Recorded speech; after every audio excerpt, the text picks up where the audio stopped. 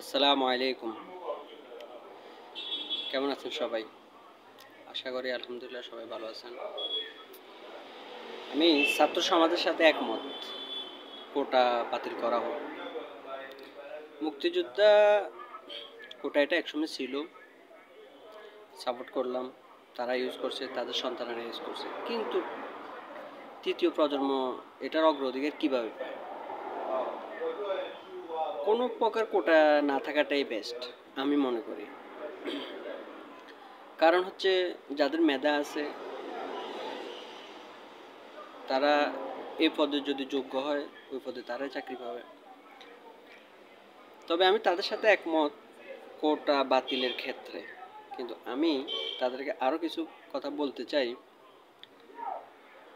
শুধু কোটা না, আপনাদের এই আন্দোলনটা করা উচিত হচ্ছে দুর্নীতির বিরুদ্ধেও। সামাজিকভাবে, রাষ্ট্রীয়ভাবে, পারিবারিকভাবে, সমাজভাবে, সব ক্ষেত্রেই ছাত্র সমাজের একটা গুরুত্বপূর্ণ ভূমিকা আছে।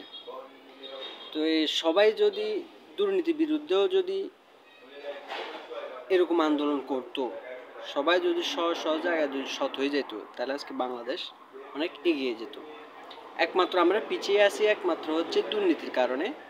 আর হচ্ছে, আমি আওয়ামী লীগ করি, আমি আওয়ামী লীগের পক্ষে।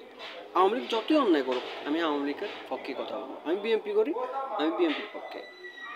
বিএনপি যতই অন্যায় করুক, আমি তাদের পক্ষে। আমি জামাত করি, আমি জামাতের পক্ষে। জামাত যতই অপরাধ করুক, আমি জামাতের পক্ষে কথা বলবো। এই এই যে একটা চিন্তাধারা, এটা থেকে বেরিয়ে আসতে হবে। সত্য সত্য স্বীকার করতে হবে, অন্যায় অন্যায়কে অন্যায় বলেই গণ্য করতে হবে। এটাই হচ্ছে আমার কথা। তো ভালো থাকবেন সবাই।